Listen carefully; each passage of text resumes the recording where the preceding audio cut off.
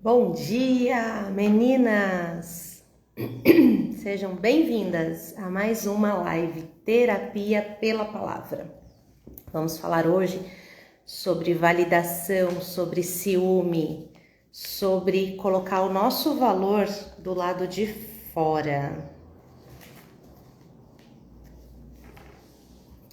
Vou dar um tempinho aqui. Uns segundinhos aqui para vocês entrarem, para a gente começar. Bom dia, Josi, seja bem-vinda. Vamos falar hoje sobre validação, sobre ciúme, sobre a necessidade que a gente tem de encontrar valor em nós do lado de fora, ao invés de encontrar do lado de dentro, que é onde está o verdadeiro valor, não é, meninas? Quanto tempo a gente perde esperando que as pessoas nos validem, esperando que as pessoas enxerguem o valor no que a gente faz, o valor em quem a gente é. E você tem valor por ser você, simplesmente você, ser você basta. Eu uso muito essa frase porque eu realmente acredito nela. Ser você basta. É aquilo que Deus te criou para ser, é aquilo que está dentro aí da tua essência. Não é aquilo que as pessoas querem que você seja.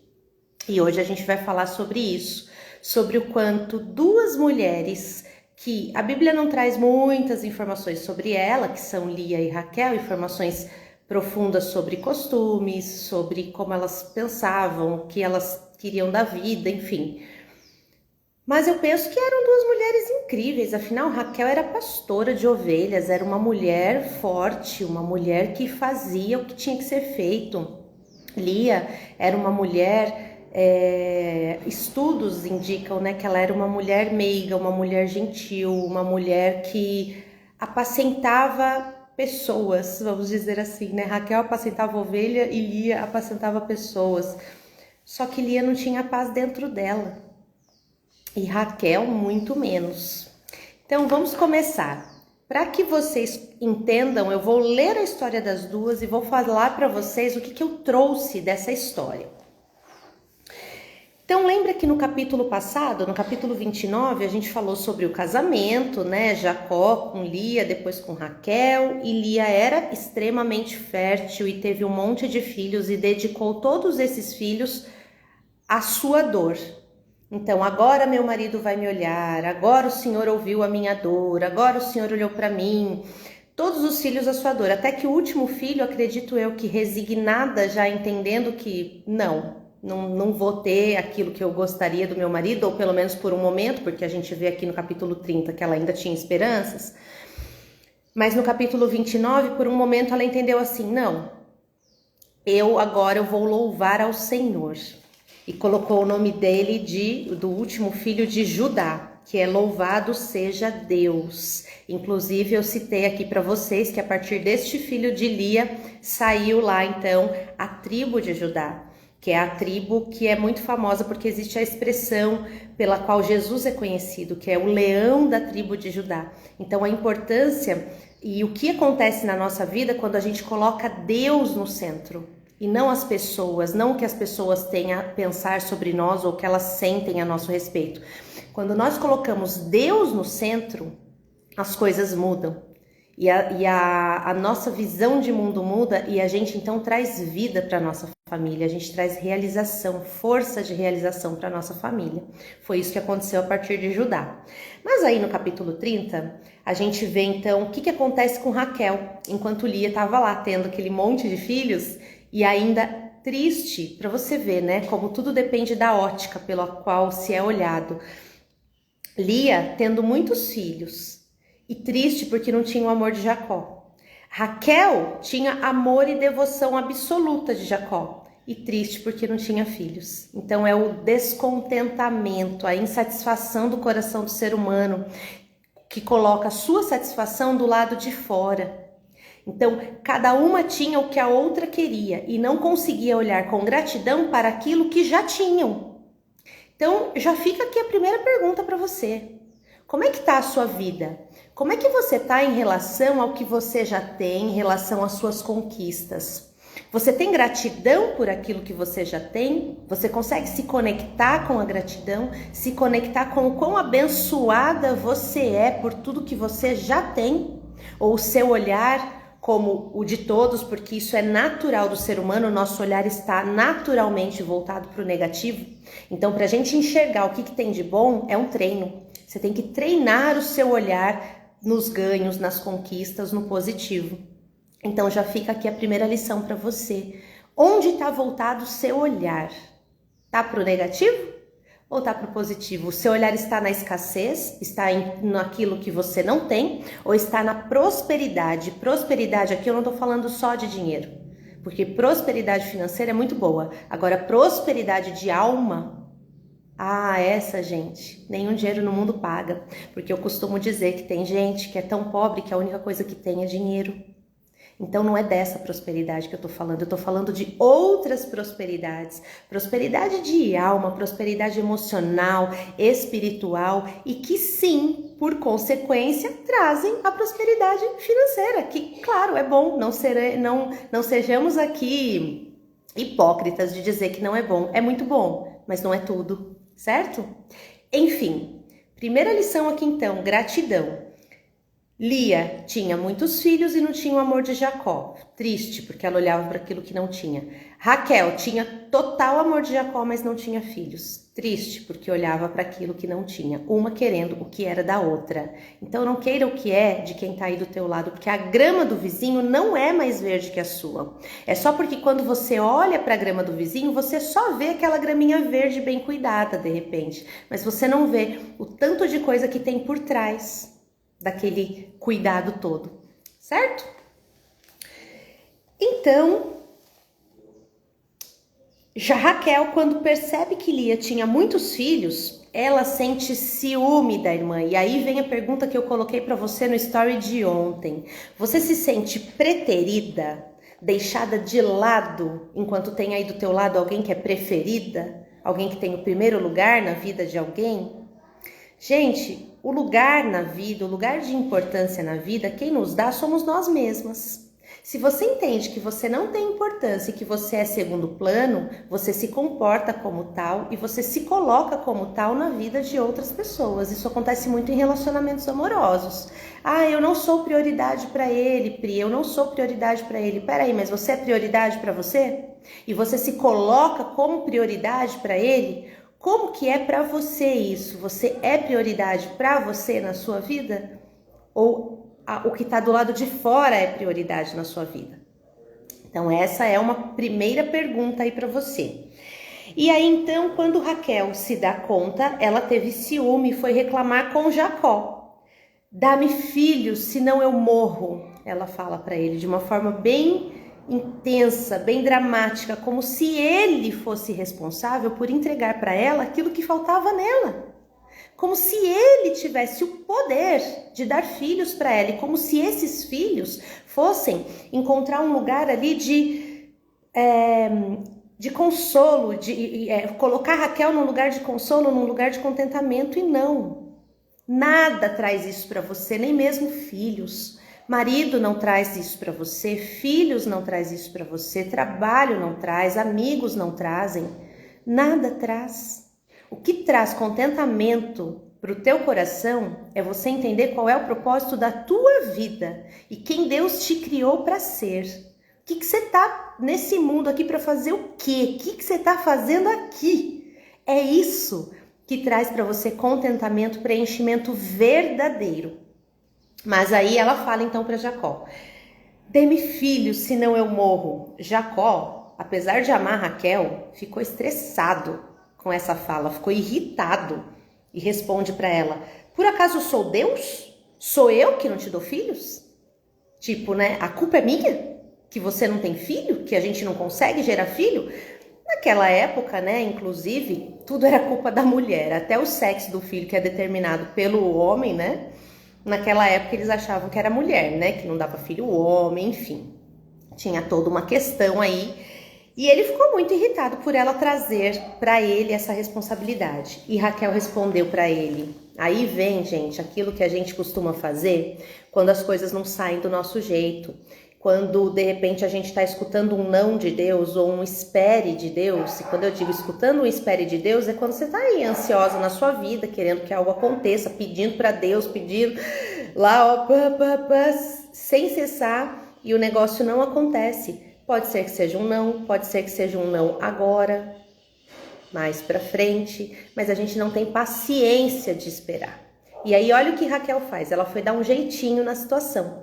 Ela responde para ele: aqui está Bila, minha escrava, deite-se com ela, que ela me substitua e que eu tenha um filho por meio dela. Pelo menos assim vou constituir família. E deu Bila por esposa a Jacó. Ele realmente se deitou com ela, Bila engravidou e deu um filho a Jacó.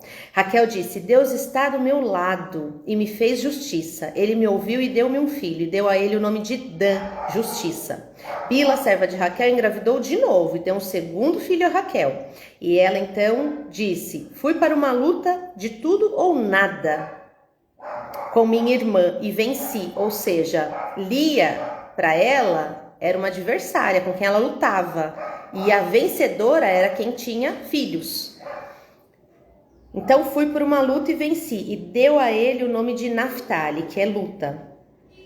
Aí a gente olha para Lia. O que acontece com Lia então? Que Lia não tinha o amor de Jacó, mas ela tinha os filhos. Então, de alguma forma, ela se sentia ali especial. Mas, de repente, por meio da escrava, Raquel começou a se tornar mãe dos filhos de Jacó. Porque, enfim, naquela época era desta forma. Não vamos entrar nessas searas, senão a gente não vai conseguir terminar a nossa live. Mas é isso. Então, a escrava que era de posse de Raquel representava Raquel.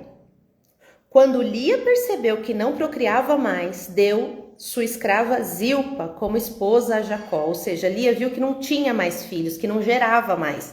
E a Raquel começou a ter filhos através da escrava. Ela falou: opa, eu não vou ficar aqui para trás, né? Porque ela já tem o amor de Jacó. Então, a mãe de muitos filhos nessa família aqui tem que ser eu. E aí ela deu a escrava dele a Jacó. E Lia disse: que sorte, e porque a escrava dela, Zilpa, teve um filho, né? Que sorte, deu o nome do menino de Gade, afortunado. Zilpa, serva de Lia, teve o segundo filho com Jacó, e ela exclamou: que dia feliz, deu a ele o nome de Azer, feliz. E aí vem a lição mais profunda que eu quero deixar aqui, que eu tirei, que eu extraí daqui, quero deixar para você nessa manhã. O quanto você troca, de novo, a gente já falou de troca lá atrás, né? Que Jacó e Esaú trocou o que era importante e caro para ele por um prato de lentilha.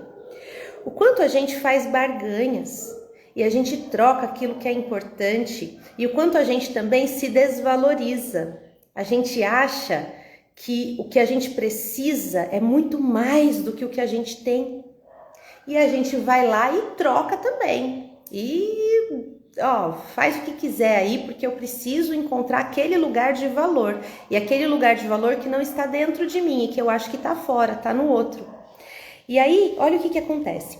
Certo dia, durante a colheita de trigo, Rubem achou algumas mandrágoras no campo e levou-as para casa como presente para Lia. E Raquel perguntou a Lia: posso ficar com algumas mandrágoras que seu filho trouxe? Lia, brava, responde: será que não basta você ter roubado meu marido? Agora quer também as mandrágoras do meu filho?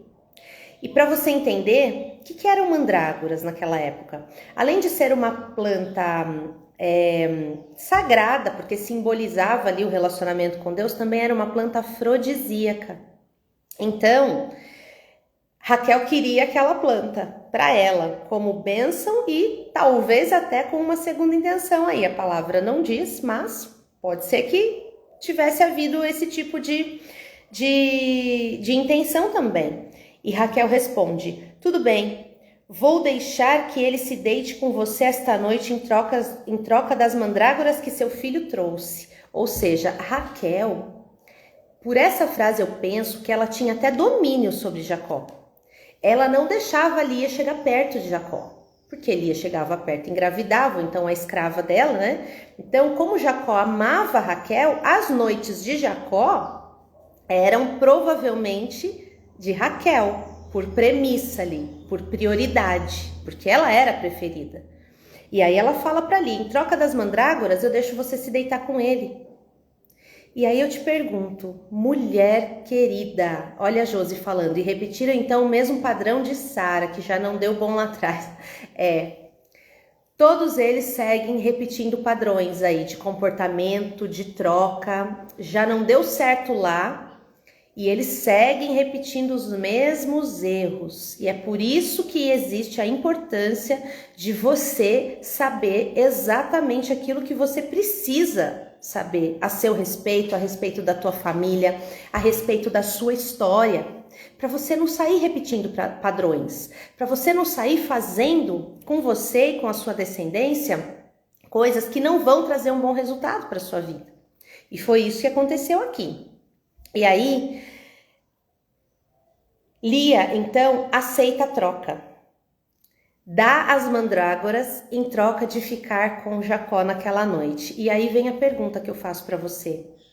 O que você está tendo que entregar? Qual é o preço que você está tendo que pagar para ficar aí nessa situação que você está, nesse relacionamento que você está, nesse trabalho que você está, ou fazendo as escolhas aí que você está fazendo?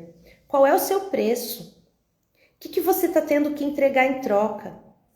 Porque, gente, quando a gente fala principalmente de relacionamentos, a gente fala de pessoas que precisam estar conosco por quem nós somos, pela verdade que existe em quem nós somos, por aquilo de bom que tem em ser você, aquilo de bom que você tem a entregar e aquilo que você também quer receber. E não porque tem que dar algo em troca. Você não precisa fazer por merecer, fazer para que alguém te ame, fazer para que alguém te veja, te valorize e te trate como a preciosa que você é. Tem valor em ser você. Você é preciosa para Deus, você é preciosa na sua vida e você precisa se conectar com essa preciosidade para você mesma. Então, o que é que você está tendo aí que entregar para conseguir a atenção de alguém, para conseguir as migalhas que alguém te dá, para conseguir aqueles pedacinhos, aquelas migalhinhas de amor, de atenção, de cuidado, quando na verdade Deus tem um banquete para você. Ele não tem migalhas para você, ele tem um banquete. Então, o que é que você está tendo que entregar? O que é que você está tendo que negociar? Fica essa pergunta para você. Pensa aí. Traz aí para o seu coração. Vasculhe o seu coração e depois você me diz. E aí então, Lia aceita o acordo e vai e dorme com Jacó. Ao dormir com Jacó, ela vai e engravida de novo, e aí tem outro filho e fala: Deus me recompensou por eu ter dado minha escrava ao meu marido, e deu o nome do filho de Isacar, que é permutado. Olha isso, gente. O tanto que a mulher era fora fora da casinha, né? Era totalmente no Jacó, porque tudo era em relação a Jacó, ainda, mesmo depois de ter tido Judá. E aí, então, Lia engravidou mais uma vez e teve seu 6º filho com Jacó, dizendo: Deus me deu um presente maravilhoso. Desta vez meu marido até me dará presentes também. Afinal, lhe dei 6 filhos e deu o nome de Zebulon, honra. E por último teve uma menina, deu o nome de Diná. E Diná não fala sobre o significado do nome, né? Que a partir da ótica de Lia. Mas, gente, Lia teve 6 filhos homens, o que na época era ouro. Uma mulher engravidar já era algo maravilhoso. Engravidar de filhos homens, porque a mulher naquela época não tinha voz, não tinha valor. Tanto que se alguém morresse numa família, aquela família não tivesse homens para seguir o sustento e a linhagem daquela família, aquelas mulheres eram consideradas órfãs e viúvas e não tinham direito nem à herança. Lá na frente, em outros livros, vocês vão ver do que eu tô falando. Então, assim, a mulher, ela precisava de um homem do lado dela. Então, imagina uma mulher que gerou 6. Meu Deus, que valor que essa mulher tinha para a sociedade. E que valor que talvez ela até tivesse para Jacó, mas ela não entregava. Jacó não entregava para ela o amor e tudo aquilo que ela queria, porque ele amava Raquel, sempre amou. Só que aí, onde está o amor próprio de Lia? Onde está ela, olhando para ela e enxergando o valor de ser quem ela era? Enxergando o valor dela ser ali, aquela mulher próspera, porque naquela época filhos e filhos homens era sinal de muita prosperidade. Onde estava o olhar desta mulher que não conseguia enxergar a graça e beleza de ser quem ela era e do quanto Deus a agraciava? Onde estava? Estava na dependência emocional, estava no outro, estava na validação, e por isso que eu coloquei o título dessa live hoje de Você precisa de validação? O olhar dela estava na validação, estava naquilo que ela esperava de Jacó e não naquilo que ela já era. Então, essa é a lição que eu quero deixar para você. No final ainda, Deus também se lembrou de Raquel, ouviu a oração dela e permitiu que ela engravidasse. Ela teve um menino e pôs neste menino o nome de José, que é acréscimo. Acréscimo. Gente, e no final ainda a Raquel termina falando, né? Que Deus me honre e me dê mais filhos. A história de José você vai conhecer lá na frente, mas José foi o filho preferido de Jacó e foi alvo de ciúme também dos irmãos. Ele foi vendido, ele foi escravizado, mas ele teve uma história muito interessante e maravilhosa, e isso é assunto para outra live. Porém, o que eu quero deixar para você é: não adianta você ficar tentando fazer trocas, você ficar tentando achar que você tem algo a fazer para que as pessoas te honrem, te amem e te enxerguem com o verdadeiro valor que você tem. Nada do que você fizer é capaz de fazer com que uma pessoa que não te valoriza passe a te valorizar. Então você está aí entendendo que você não está recebendo o valor que merece de alguma relação, seja amorosa, seja familiar, seja de amizade, seja profissional. É você que tem que se posicionar e fazer algo a respeito disso. Porque o outro, se ele consegue olhar para você, para tudo que você é, para tudo que você entrega e ainda assim não enxergar o seu valor, não queira forçar que esse valor seja visto por essa pessoa.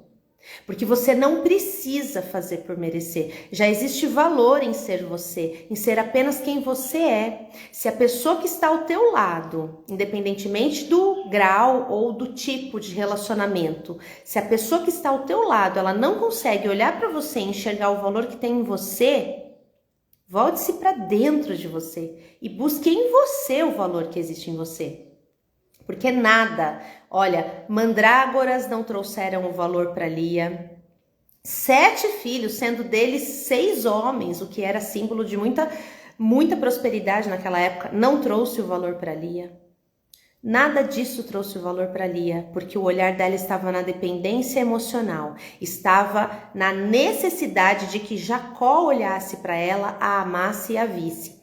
Claro, gente, não estamos aqui tirando a dor de Lia, certo? Porque existia uma dor naquela mulher. Porque naquela época a mulher não tinha voz. Ela não tinha direito de escolher o marido dela.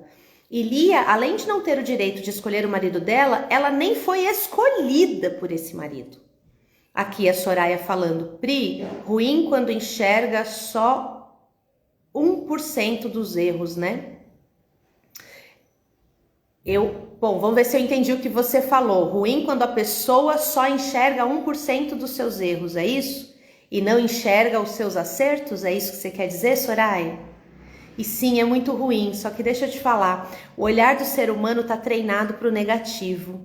É instinto de sobrevivência. Então o nosso olhar está treinado para o negativo. Então, infelizmente, as pessoas tendem a olhar... Ah, isso mesmo, entendi. Soraya, o que acontece? Infelizmente, as pessoas tendem a olhar para o que é ruim, tendem a olhar para o que não está funcionando. Isso é natural do ser humano. E olhar o que está bom é um treino. Só que se a pessoa não consegue olhar para o que está bom em você e olhar para todo esse movimento que você faz de acerto, olhe você para esse movimento. E não cobrando que o outro olhe, mas se posicionando como alguém que erra. Todos erramos, mas como alguém que acerta também. E senta e conversa e pergunta sobre esse 1% que essa pessoa está olhando aí de erro, o que se pode ser feito a respeito disso?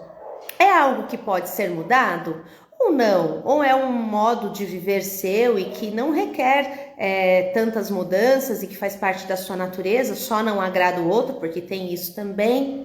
Então a gente precisa olhar com honestidade, com sinceridade e ter conversas diretas e sinceras e desarmadas. Conversas assim, ó, tá legal, aqui não tá bom, mas então o que eu faço? O que a gente pode fazer aqui para melhorar isso? E em contrapartida, existem coisas no outro que também não estão legais, porque nós estamos aqui, ambos, um afiando o outro, sabe? É um lapidando o outro. Sentem, tenham conversas sinceras, ajustem o que tiver que ser ajustado, mas em hipótese alguma entre no movimento de se arcar muito e entender muito que o erro está só em você, porque o erro nunca está só em uma pessoa.